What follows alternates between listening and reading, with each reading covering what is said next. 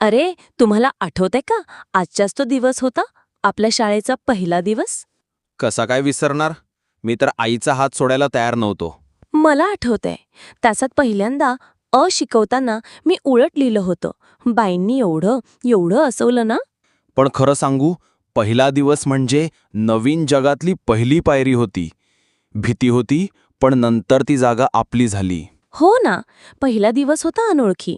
आणि आज ती शाळा आपल्याला घरासारखी वाटते. शाळा शिकवते अक्षर, पण आठवणीचं पुस्तक आपणच लिहितो.